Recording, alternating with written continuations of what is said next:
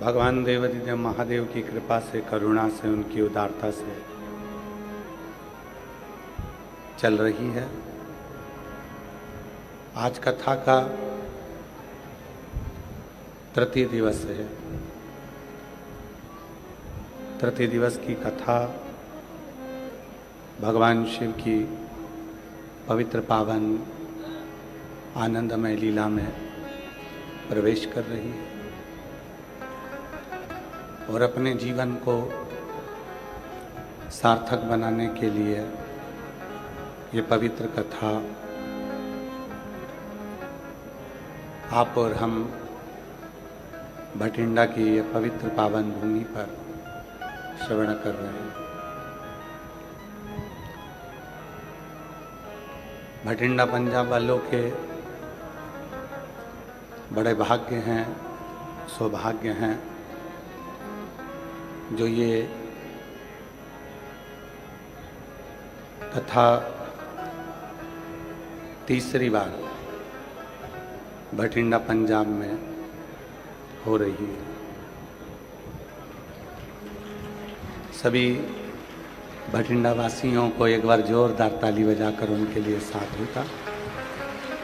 कथा के मुख्य आयोजक श्री अमरजीत सिंह जी मेहता, पंजाब क्रिकेट एसोसिएशन के अध्यक्ष,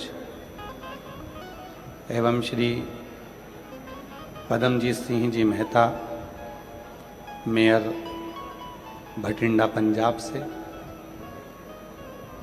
इस पवित्र कथा की सूत्रता में अग्रणता प्रदान करते हुए सभी भटिंडावासी एक बार श्री अमरजीत सिंह जी के लिए, श्री पदमजीत सिंह जी के लिए जोरदार ताली साधुवाद है, जिन्होंने इतनी दिव्य कथा ये तीसरी बार ग्राउंड की आवाज को पीछे की और पंडालों की ये तीसरी बार जो ये भटिंडा नगर में ये पवित्र कथा का दिव्य आयोजन हो रहा।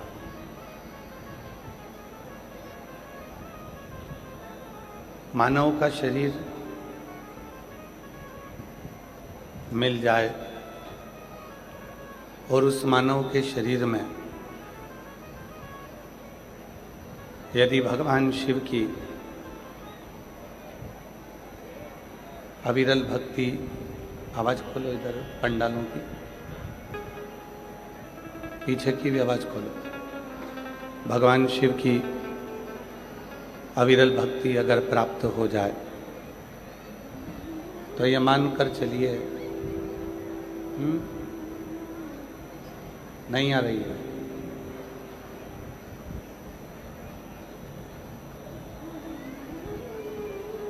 ये मानकर चलिए कि कहीं ना कहीं भगवान शिव की बड़ी कृपा हुई है।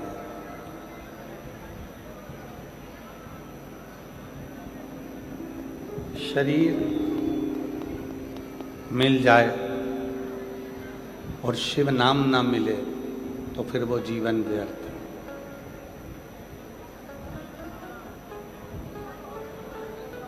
भगवान शिव की कृपा से अगर शरीर अच्छा मिला है और उस शरीर से भगवत नाम का स्मरण हो रहा है, शिव नाम का स्मरण हो रहा है, तो ये मानकर चलिए कि हमारा जीवन सार्थक होगा। हाथ कब सार्थक हैं? जब ये हाथ दान करें, सेवा करें, पुण्य करें, पूजन करें, आराधना करें और कुछ कर्म करें। आशीष इधर आवाज नहीं है उस ग्राउंड की।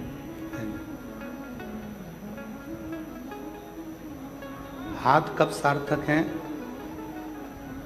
जब वो पुण्य करें, पूजन करें, आराधना करें, साधना करें, थोड़ा कर्म करें, थोड़ी सेवा करें तो हाथ सार्थक है।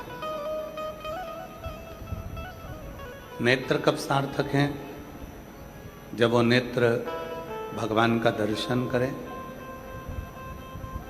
किसी दीन को देखकर उसकी सेवा में इंद्रियों को तत्पर लगा दो। मुख कब सार्थक है? जब इन मुख से, जिह्वा से भगवान का भजन हो जाए। श्रवण कब सार्थक है?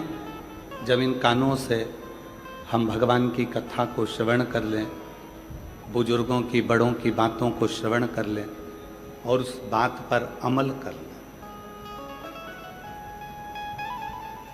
चरण कब सार्थक हैं? जब वो चलकर तीर्थ चले जाएं, माता पिता के चरण तक चले जाएं और शिव महापुराण की कथा तक चले जाएं, तो समझो कि ये चरण सार्थक है।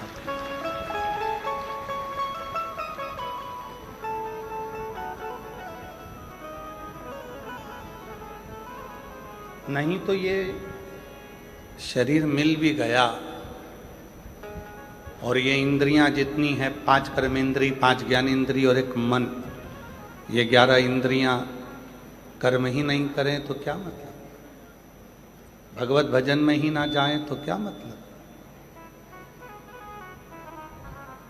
वो एक लाइन हमारे निखिलेश जी बड़ी भाव से कहते हैं, मैंने मानव जन्म तुझको हीरा दिया, मैंने मानव जन्म तुझको हीरा दिया, तू व्यर्थ गवाए तो मैं क्या करूं। मैंने मानव जन्म तुझको हीरा दिया, जो तू व्यर्थ गवाए तो मैं क्या करूं।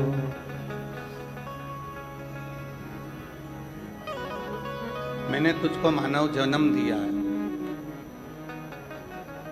और बड़े मुश्किल से दिया, और यदि उस मानव जन्म को तू व्यर्थ गवा दे तो फिर मतलब है क्या? कितना कठिन 83,99,999 योनियां जीव जंतु कीट पतंगा वृक्ष पशु पक्षी जानवर जलचर थलचर वायुचर की मिली।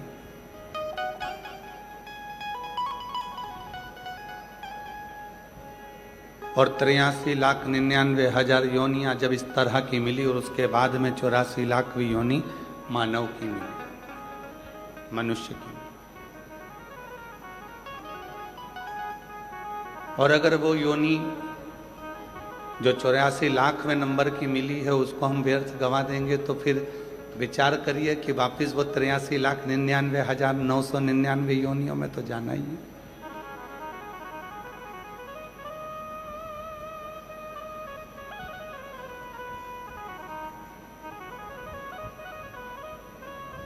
शिव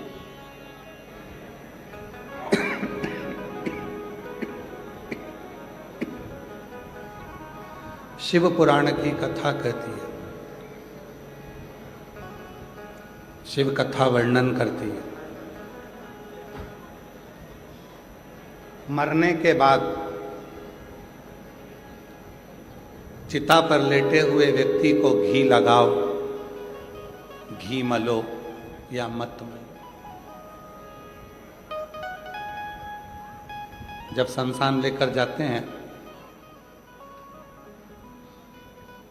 आग लगाने से पहले घर का बेटा अपने माँ बाप के शरीर पर घी मलता।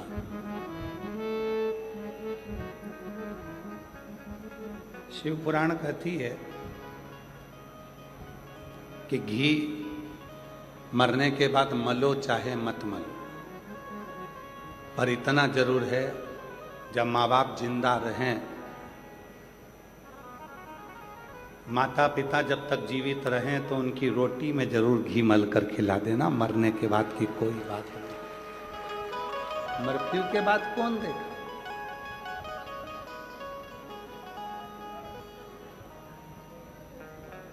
मृत्यु के बाद की क्रमता नहीं है, पर जीते जी की क्रमता।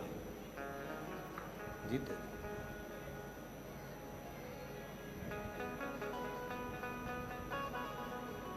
वो एक लाइन है ना, कभी प्यासे को पानी पिलाया नहीं बाद अमृत पिलाने से, बोलो बोलो जम के बोलो जरा, बाद अमृत पिलाने से, कभी गिरते हुए को उठाया नहीं बाद आंसू बहाने से। क्या जिंदा है सेवा करो, जीवित हैं आदर करो, बुजुर्ग हैं सम्मान करो, आदर करिए, सम्मान करिए, सत्कार करिए। मृत्यु होने के बाद तुम जितना आदर देते हो, किसी के मरने के बाद तुम जितना सम्मान देते हो, अगर वही सम्मान तुम जीते जी दे दो तो जीवन सार्थक हो।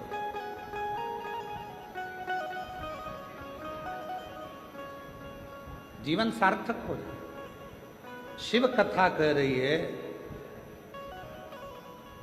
भगवान शंकर का चरित्र कथा है। भगवान शिव काशी में विराजमान है और मां जगत जननी जगदम्बा अम्बा पार्वती जी उनके पास में बैठी हुई।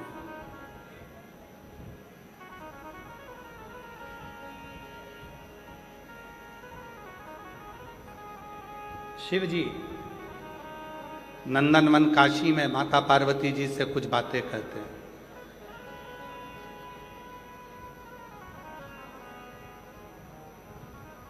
भगवान शंकर माता पार्वती जी से कहते हैं, पार्वती, दुनिया के लोग मंदिर में परमात्मा को ढूंढने के लिए जाते हैं, तीर्थ में परमात्मा को ढूंढने के लिए जाते हैं, गुरुओं के दरवाजे पर परमात्मा को ढूंढने के लिए जाते हैं, साधु संत के पास परमात्मा को ढूंढने के लिए जाते हैं,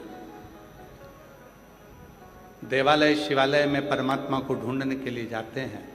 शंकर पार्वती जी से कहते हैं, पार्वती, सच्चे परमात्मा तो घर में माँ बाप के रूप में विराजमान होते हैं, जिनको ढूंढने की जरूरत ही नहीं पड़ती।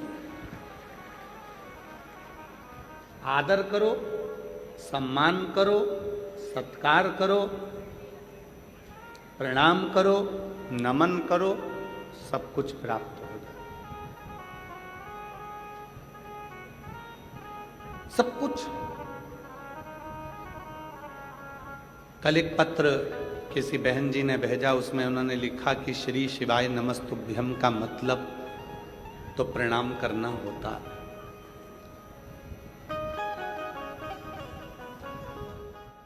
कल एक बहन जी ने पत्र भेजा, उसमें लिखा था श्री शिवाय नमस्तुभ्यम का मतलब तो प्रणाम करना होता। बोलकर देखो, श्री शिवाय नमस्तुभ्यम, श्री शिवाय नमस्तुभ्यम। श्री शिवाय नमस्तुभ्यम का मतलब तो प्रणाम करना होता है। कल किसी बहन जी ने, हमारी बहन ने कल पत्र लिखा। नमः शिवाय का मतलब भी प्रणाम करना होता है। ओम नमः शिवाय का मतलब भी प्रणाम करना होता है। तो श्री शिवाय नमस्तुभ्यम इस मंत्र का मतलब जब प्रणाम करना है, तो प्रणाम करने पर शिव इतनी कृपा कर देते, इतनी करुणा कर देते, इतनी दया कर देते हैं।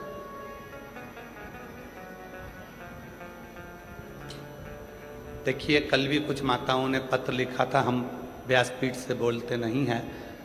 आज फिर हम निवेदन कर रहे हैं कि जितने भी सामान बेचने वाले हैं, कुरकुरा, मीठा कुछ या कोई भी सामान आप लोग बेचने वाले हैं, वो पंडाल के बाहर जाकर सामान बेचिए। लोग कथा सुनने के लिए आते हैं, उनके बीच बीच में आप लोग निकलते हो, डिस्टर्ब करते हो, और वो लोग बार बार पत्र में लिख कर भेजते हैं। और जितने भी आसपास में लोग बैठे हैं, अगर कोई सामान बेचने वाला आपके पास आता है तो उसके पांव पड़कर उसको बाहर निकाल दें कि आप बाहर जाकर बैठो, हमें 2.5 घंटे की कथा मिलती है, उसको हमें सुख से सुनने दो, प्रेम से सुनने दो।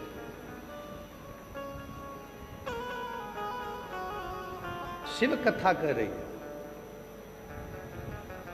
भगवान शंकर का चरित्र कह रहा, शिव पुराण कह रही है। माता जी ने पत्र लिखा, बहन जी ने पत्र लिखा कि शिव महापुराण में श्री शिवाय नमस्तुभ्यम का मतलब प्रणाम करना है, नमः शिवाय का मतलब प्रणाम करना है, ओम नमः शिवाय का मतलब प्रणाम करना है। तो प्रणाम करना क्या इतना फलदायी हो जाता है कि वो व्यक्ति की जिंदगी बदल देता है? क्यों नहीं? शिव कथा में भगवान शंकर पार्वती जी से कहते हैं, पार्वती प्रणाम परिणाम को बदल देता। किसी से झगड़ा हुआ, खूब लड़ाई हुई, झगड़ा हो गया, खूब झगड़ा हो गया। झगड़ा होने के बाद एक दूसरे को मारने के लिए खड़े हो गए और उतने में ही किसी दोनों के बीच में एक पार्टी अगर हाथ जोड़कर खड़ी हो जाए और प्रणाम कर ले तो दूसरे का हिम्मत नहीं है कि वो डंडा उठा ले, कि तलवार उठा ले। तुम प्रणाम करोगे और परिणाम बदल जाएगा। वो फिर लड़ाई, विवाद, क्लेश समाप्त होगा।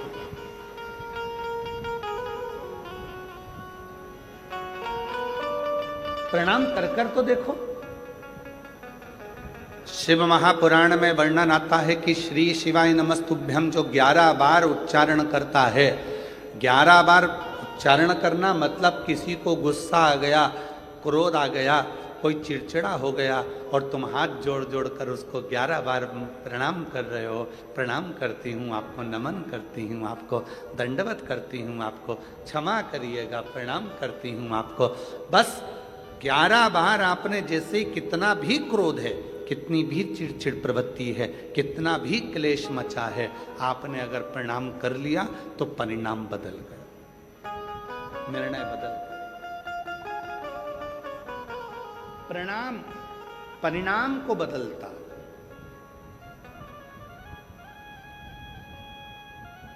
महादेव नमन चरणों में स्वीकार कीजिए, सबका किया है मेरा भी उद्धार कीजिए, उद्धार कीजिए। कई लोग कहते हैं गुरुजी आप इस लाइन को बोलो, पर आप सबसे बुलवाते हैं, उसका कारण क्या है?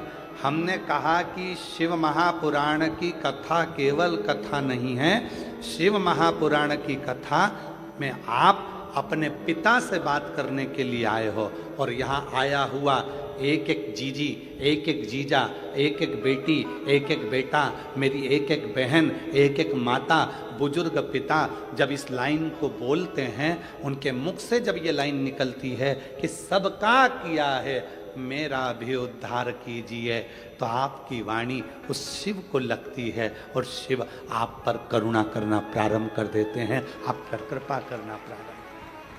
और महादेव नमन चरणों में स्वीकार कीजिए, सबका किया है मेरा भी उद्धार कीजिए, उद्धार कीजिए। है त्रिपुंडधारी, है त्रिशूलधारी, है त्रिपुंडधारी, है त्रिशूलधारी। भगवान परिणाम बदलने के लिए बैठे, हमको उत्तर नहीं देना। राम जी किसको मानते हैं? कौन से देवता हैं जिसकी पूजन राम जी करते हैं? उत्तर तो जल्दी से, शिव जी। भगवान कृष्ण किसकी पूजन करते हैं? शिव जी की। राम जी भगवान कृष्ण शंकर की पूजन कर रहे हैं, कृष्ण भगवान शंकर की पूजन कर रहे हैं।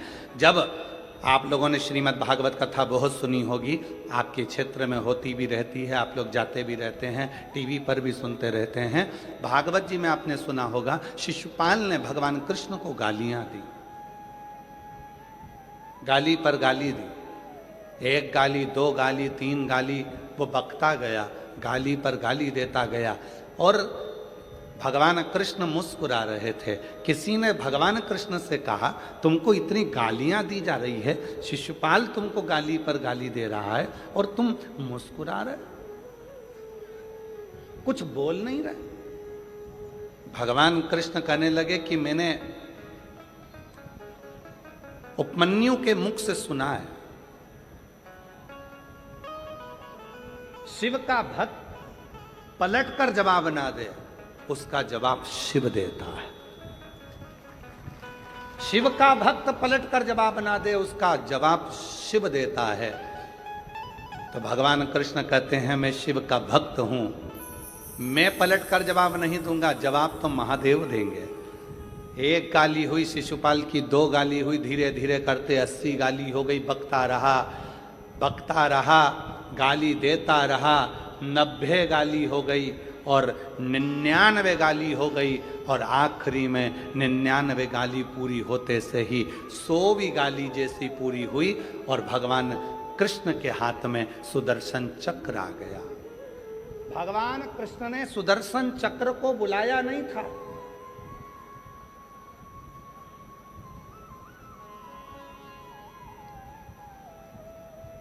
इतनी बड़ी सभा लगी है, उस सभा में भगवान सुदर्शन चक्र उठाएंगे क्या मारने के लिए?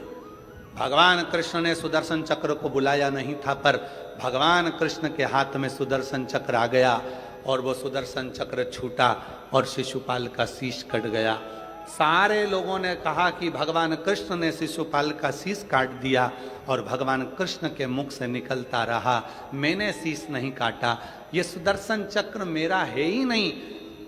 जब भगवान नारायण ने अपना एक नेत्र भगवान शिव को दिया था, तब भगवान शंकर त्रिनेत्रधारी हो गए थे और भगवान शंकर इतने प्रसन्न हो गए थे कि उन्होंने अपना सुदर्शन चक्र भगवान नारायण को दे दिया था। शिवजी 3 नेत्रधारी हो गए और भगवान विष्णु सुदर्शन चक्रधारी हो गए। तो भगवान कृष्ण कहते हैं, ये चक्र मैंने नहीं उठाया, ये चक्र तो मेरी उंगली पर अपने आप आ गया, ये चक्र भी मेरा नहीं है और मारने वाला भी मैं नहीं हूं। तो किसी ने पूछा, फिर शिशुपाल को मारा किसने है? तो भगवान कृष्ण कहते हैं कि भगवान शंकर का मैं भक्त हूं और अपने भक्त का अपमान शिव कभी सहता नहीं है, इसलिए उसी ने मारा।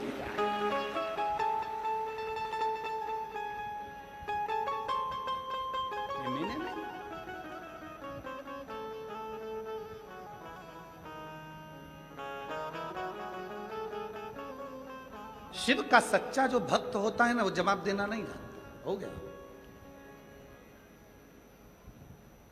कितनी सुंदर बात कही है।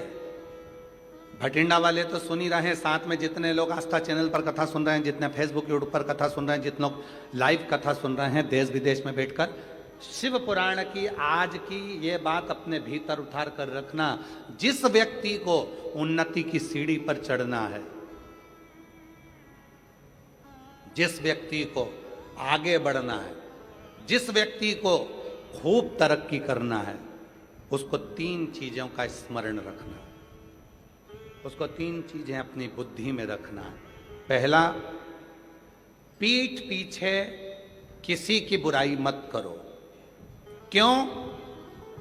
हम जब किसी के पीठ पीछे बुराई करते हैं तो हम कभी भी जिंदगी में उसके आगे नहीं निकल सकते, उसके पीछे ही रहते हैं। पीठ पीछे बुराई मत करो। 3 चीजें बताई गई है। अगर उन्नति की सीढ़ी पर चढ़ना है, आगे बढ़ना है, तो ये 3 चीजें अपने स्मरण में रखना। किसी की पीठ पीछे बुराई मत करो। हम किसी की पीठ पीछे बुराई करते हैं तो उसके पीछे ही रहते हैं, कभी जिंदगी में आगे नहीं बढ़ पाते। दूसरे नंबर पर, जो आपकी निंदा करे, जो आपकी बुराई करे, उसको गले लगाओ, चाय पिलाओ, नाश्ता कराओ, समोसा खिलाओ, मक्खन पराठा खिलाओ। क्यों? क्योंकि वो तुम्हारी बुराई करने वाला को तुम जब गले लगा कर रखोगे, वो बुराई करने वाला जब तुम्हारी बुराई करता रहेगा तो तुम उस बुराई को छाट कर अच्छे बनते चले जाओगे और एक दिन इतने अच्छे बन जाओगे कि फिर बुराई करने के लिए तुम्हारे लिए कुछ बचेगा ही नहीं। तुम उस सीढ़ी तक पहुंच जाओ।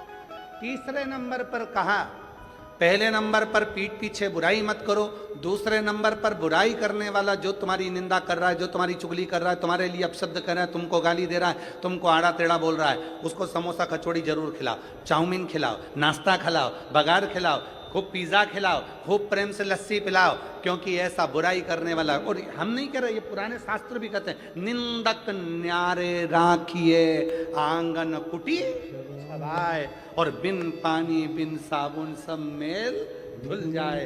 अर्थात जो निंदा करने वाला है उससे अपने हृदय से लगा कर रखना, कम से कम वो तुम्हारी निंदा कर कर तुम्हें साफ तो कर रहा है, तुम्हारे पाप को वो झेल तो रहा है। अगर निंदा करने वाला नहीं होगा तो तुम सब बीमार पड़ जाओगे।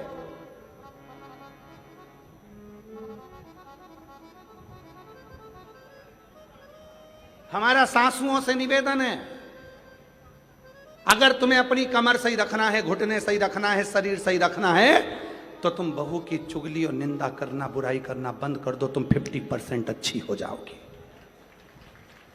और हमारा बहुओं से भी निवेदन है, अगर तुम्हें अच्छा रहना है, कई बहुएं ऐसी हैं 45 की उम्र में, 40 की उम्र में, 35 की उम्र में, और कमर दुख रही है, सिर दुख रहा है, हाथ पैर दुख रही है, कब हर 15 दिन में डॉक्टर, हर 8 दिन में डॉक्टर, ये डॉक्टर बदला, वो डॉक्टर बदला, वो डॉक्टर बदला। कारण क्या है? क्योंकि तुम सास की निंदा करती होगी, और निंदा का मतलब आप सब जानते हो, शिव महापुराण में वर्णन आता है, निंदा की एक कथा आती है, बड़ी सुंदर कथा है, आप सुनिएगा, फिर आप याद करिएगा कि सियोर वाला बाबा गलत तो नहीं बोल दिया। एक कथा आती है, एक संत का झोपड़ा था,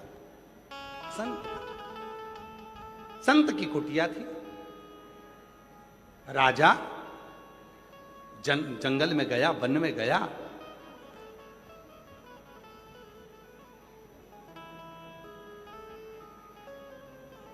घूम फिर कर अपने घर गया। एक दिन वही संत भ्रमण करते करते राजा के दरवाजे पर गया और राजा से कहा, महाराज कुछ दे दीजिए भिक्षा। राजा गुस्सेल था, क्रोध में था, उसको गुस्सा आ गया, गुस्सा आ गया। और गुस्सा आया तो उसने गुस्से में आकर, घोड़े की लीद पड़ी थी, वो लीद उठाकर उसने संत के कटोरे में डाल दी। संत ने वो लीद को ले जाकर अपनी कुटिया के पीछे डाल दी। कुटिया के राजा भ्रमण करते हुए जंगल में आया, रात्रि का समय था, भटक गया।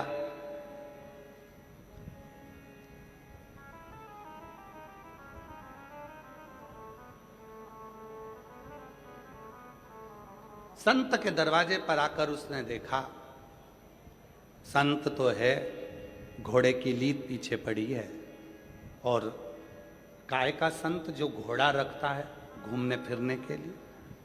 राजा को गुस्सा आया, चल दिया, घर गया, जो मिलता राजा उससे कहता, एक संत जंगल में रहता है, घोड़ा पाल के रखा है, लीद थी उसके घर, लीद थी, बढ़ता गया। राजा निंदा करते गया, निंदा करते गया, संत संतुष्ट होता गया, लीद का ढेर बढ़ता चले गया, लीद का ढेर बढ़ता। और आखिरी में एक दिन राजा भ्रमण करते करते राजा पहुंच गया, जाकर देखा लीद का ढेर था, लीद का ढेर। और उस ढेर को देखा, पूछा, महाराज ये लीद इतनी सारी कैसे हो गई? तुम्हारे ही दरवाजे पर से मिली थी, एक कटोरे में लीद थोड़ी सी, तुम्हारी निंदा करने से ये लीद बढ़ती चली गई, और अब इस लीद का कोई हकदार नहीं है, तुम ही इसके हकदार हो, तुम्हें ही इसको भोगना। ऐसी ही एक कथा और वर्णन करती है। एक राजा के शरीर में रोग आ गया, शरीर गलने लगा, शरीर पानी जैसा टपक टपक कर गिरने लगा, राजा की उंगलियां टपक गई, राजा का शरीर गलने लगा, राजा बीमार पड़ गया। सारे डॉक्टरों को बुलाया, सारे वेदों को बुलाया, सारे वेदों को दिखाया, पर उसका कोई हल नहीं निकला। तब राजा बड़ा दुखी हो गया। किसी ने कहा एक संत रहते हैं, चलो उनके पास चलते हैं। संत से जाकर पूछा, महाराज मेरा शरीर सही नहीं हो रहा, इसका कोई हल बता दीजिए। तब संत ने एक बात कही, राजन तुम्हारा भाई था कहाँ गया? कहा वो तो मर गया। तुम्हारी भाभी कहाँ है? तो कहा वो अपने कमरे में। संत ने कहा एक काम करो राजा, भाभी जब अपने कमरे में सोने के लिए चले जाए, चुपचाप से जाना, भाभी के कमरे के बाहर दरी बिछाकर सो जाना, किसी को बोलना मत क्यों सोए हो, बस इतना काम करना प्रारंभ करना। राजा ने वही करना प्रारंभ करा। राजा भाभी के कमरे के बाहर दरी बिछाकर सो जाता। एक सेविका ने देख लिया, नौकरानी ने देख लिया, उसने दूसरी से कहा कि ऐसा खोड़ला राजा है, भाई मर गया तो भाभी के कमरे में सोने जाता। एक ने दूसरे से कहा, दूसरे ने तीसरे से कहा, तीसरे ने चौथे से कहा, चौथे ने पांचवे से कहा।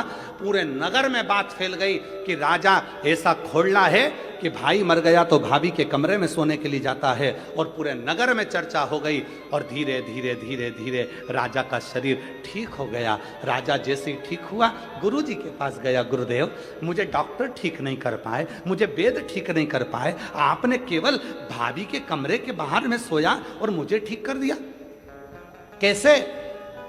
संत ने कहा, राजन तूने इतना पाप कर लिया था कि तेरा पाप तेरे शरीर में बीमारी बनकर आ गया था। उस पाप को समाप्त करने के लिए मैंने तेरी निंदा करवाना प्रारंभ कर दी।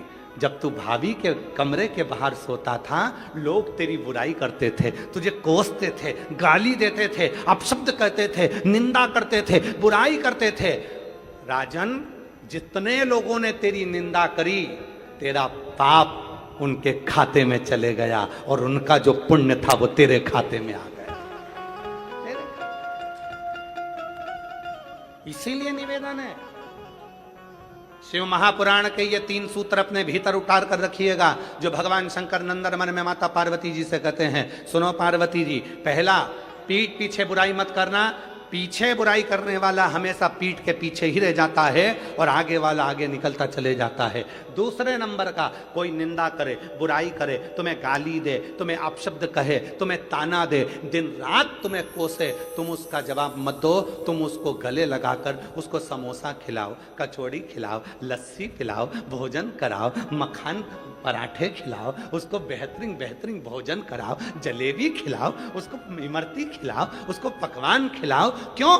क्योंकि वो अपना खुद का पुण्य बुराई कर कर तुमको दे रहा है और तुम्हारी बुराई कर कर कर तुम्हारे पूरे पाप को वो अपने माथे ले रहा है। वो बीमार पड़ेगा, दुखी होगा, तकलीफ में आएगा, कष्ट में आएगा, पर तुम्हें ठीक कर देगा, तुम्हें ठीक।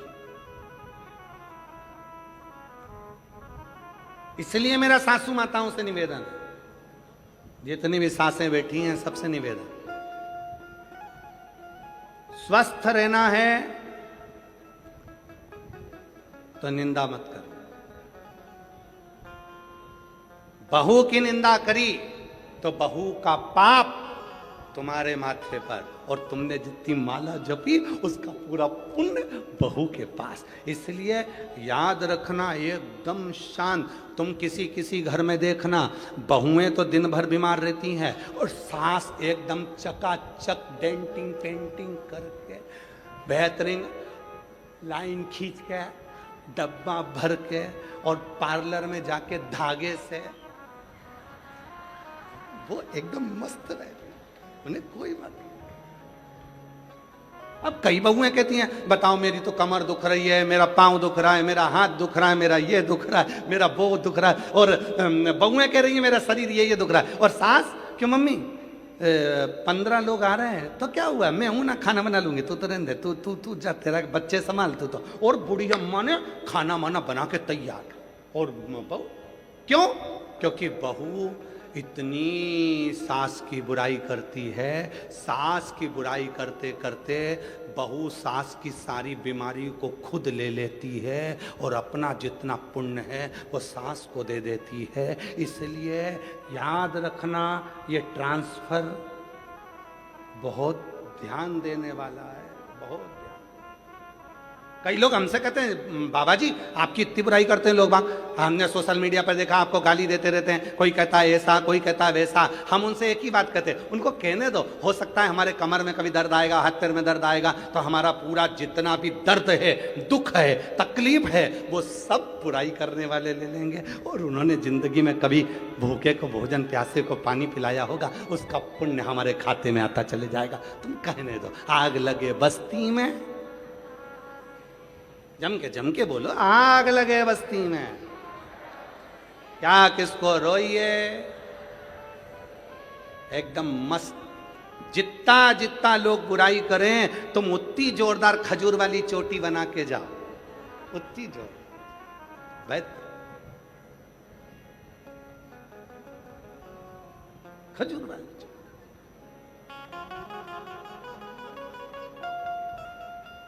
हम तो बाबा के भरोसे चलते हैं, हम तो बाबा के भरोसे चलते हैं। ये दुनिया वाले जलते हैं, ये दुनिया वाले जलते हैं, डमरू वाले के भरोसे चलते हैं, काशी वाले के भरोसे चलते हैं, सीहोर वाले के भरोसे चलते हैं, सीहोर वाले के भरोसे चलते हैं। हम तो बाबा के भरोसे चलते हैं, हम तो बाबा के भरोसे चलते हैं। 3 सूत्र हैं। पहला, पीठ पीछे बुराई मत करो। दूसरा, बुराई करने वाला आपकी कोई बुराई कर रहा है, दूसरे की बुराई करने वाले को गले नहीं लगाना, अपनी बुराई अगर कोई कर रहा है तो उसको गले लगा। तीसरा, गरीब और अमीर दोनों के भेद को मिटाओ। कुर्सी मिले, पद मिले, प्रतिष्ठा मिले, यश मिले, सबके लिए तत्पर रहो, सबसे, सबके प्रति समान, सबके।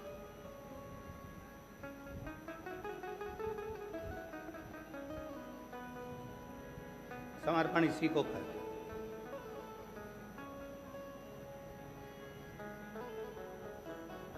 समर्पण का भाव इसी को कहते हैं।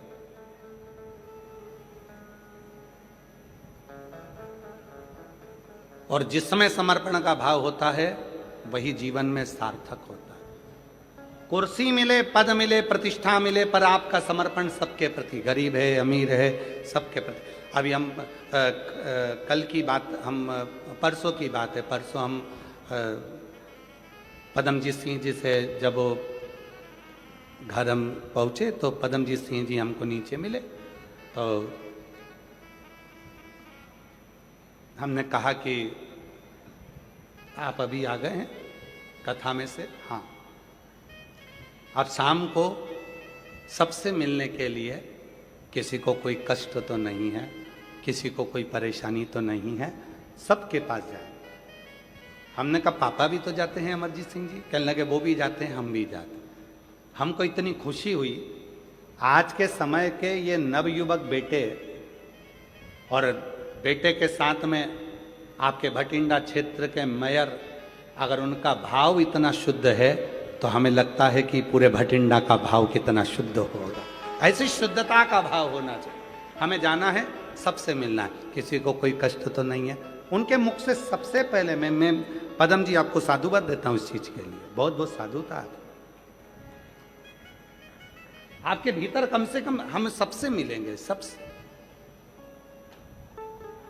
किसी को कोई कष्ट तो नहीं। स्नेह इसी को कहते हैं। पद मिले, कुर्सी मिले, प्रतिष्ठा मिले, यश मिले, वैभव मिले, उसके साथ आपके भीतर समता का भाव हो कि ये सब मेरे हैं, सब।